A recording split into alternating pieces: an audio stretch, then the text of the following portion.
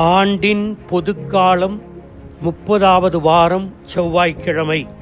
நற்செய்தி பகுதி லூக்கா பிரிவு 13, அருள்வாக்குகள் 18 தொடக்கம் 21 வரை.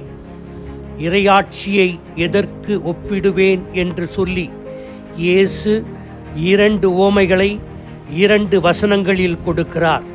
ஒன்று கடுகு விதை உவமை, இன்னொன்று புளிப்பு மாவு.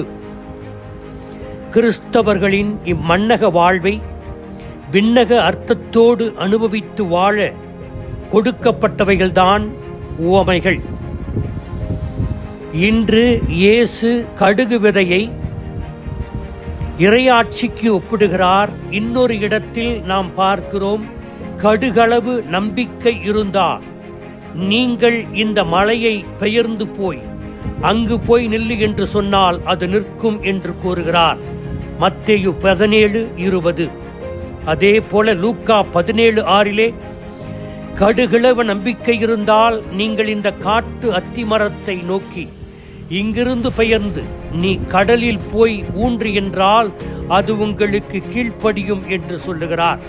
எனவே கடுகு போன்ற நம்பிக்கை நமக்கு வேண்டும். இயேசு தன்னுடைய நற்செய்தியில் மிகச் சிறியவற்றை எப்பொழுதுமே மெச்சுகிறார்.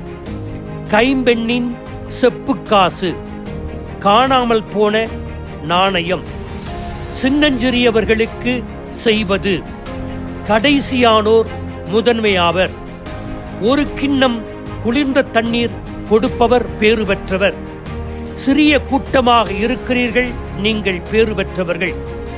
எனவே இயேசுவினுடைய பணிவாழ்வில் ஊமையாக இருந்தாலும் சரி, மற்ற போதனையாக இருந்தாலும் சரி, அவர் சிறியவற்றிற்கு முக்கியத்துவம் கொடுக்கிறார். எனவே கடுகு போன்ற நம்பிக்கை நமக்கு இருக்க வேண்டும். கடுகு போன்ற நம்பிக்கை இருப்பதற்கு 6 படிநிலைகள் நமக்கு தேவைப்படுகிறது. 1, அக்கறையை தெரிவு செய்ய வேண்டும். கடவுளோடு நான் பயணிக்கப் போகிறேன் என்பது என்னுடைய விருப்பத் தெரிவு, தீர்க்கமான முடிவு, தேர்வு நம்முடையது. நான் அக்கறையோடு முதலில் பயணம் செய்ய வேண்டும், தெரிவு செய்ய வேண்டும். கடவுளோடு நான் பயணிக்கிறேன், எனவே முதலில் விதை போட வேண்டும், கடுகு விதையை போட வேண்டும். கடுகு விதையை போடுவதற்கு அக்கறை காட்ட வேண்டும். அக்கறை காட்டுவது நம்முடைய விருப்பத் தேர்வு. 2வது, அந்த கடுகு விதை வளருவதற்கு நாம் நம்முடைய வாழ்க்கையை அர்ப்பணிக்க வேண்டும். இயேசுவை நான் பின்பற்ற வேண்டும் என்று சொல்லிவிட்டு நான் அவரை பின்பற்றாமல் வேறு ஏதாவது நான் கவனம் செலுத்தினால் நான் உண்மையாகவே அர்ப்பணமுள்ள வாழ்க்கையை வாழவில்லை. என்னுடைய தேர்ந்து தெளிதல் அர்ப்பண வாழ்வில் அது வெளிப்பட வேண்டும். அப்போதுதான் என்னுடைய நம்பிக்கையில் நான் வளர முடியும். 3, அந்த கடுகு விதைக்கு நான் விதைத்துவிட்டு சும்மா இருக்கக்கூடாது.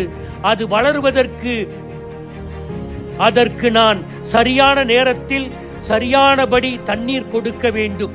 தண்ணீர் கொடுப்பது என்பது 2 வகைப்படும் நம்முடைய நம்பிக்கை வாழ்வில். 1, கேட்பது, கடவுளுடைய வார்த்தையை கேட்பது. இன்னொன்று, கடவுளுடைய வார்த்தையை படித்து அதிலிருந்து நாம் தெரிந்து கொள்வது. இதன் வழியாக நாம் நம்பிக்கையில் ஊன்ற முடியும். 4, சூரிய ஒளி அந்த கடுகு விதை வளருவதற்கு மிக முக்கியமான காரணியாக இருக்கிறது. அதே போல நம்முடைய விசுவாச வாழ்வுக்கு, நம்முடைய நேர்மறையான வாழ்வுக்கு நேர்மறையான தாக்கங்கள் தேவை. நாம் நம்முடைய நம்பிக்கை வாழ்வில் உறுதிப்படுவதற்கு சூரிய ஒளியைப் போல எடுத்துக்காட்டான வாழ்வை வாழுகின்றவர்களுடைய அவர்களுடைய ஒளி நம்மேல் பட வேண்டும். சூரிய ஒளி பட்டால்தான் அந்த செடியினுடைய தண்டுகள் வலுப்படும், வேர்கள் ஆழப்படும். அதே போல நாமும் நேர்மறை தாக்கங்களை பெற்றுக்கொள்ள வேண்டும். 5 களைகள். ஒரு செடியை வளர்க்கின்ற போது அங்கே களைகள் உண்டாவது இயற்கைதான். அதே போல நம்முடைய நம்பிக்கை வாழ்வில் தடைகளாக நம்முடைய குரல் வளையை நெருக்குகின்ற அளவிற்கு வேர்கள் வரும், களைகள் வரும். அந்த களைகளை அகற்றுவதற்கு நாம் கடவுளை சார்ந்து சென்றிருக்க வேண்டும்.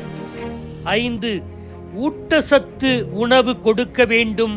அந்த கடுகு விதை மரமாக வளர்வதற்கு, செழுமையாக வளர்வதற்கு. அதே போல நம்முடைய நம்பிக்கை வாழ்வு எதில் ஊட்டம் பெறுமென்றால் நம்முடைய இறை வேண்டலில். தனி மனித இறைவேண்டல் வேண்டும், சமூக இறைவேண்டல் வேண்டும். ஏதாவது ஒரு இடத்திற்கு சென்று தியானம் செய்ய வேண்டும்.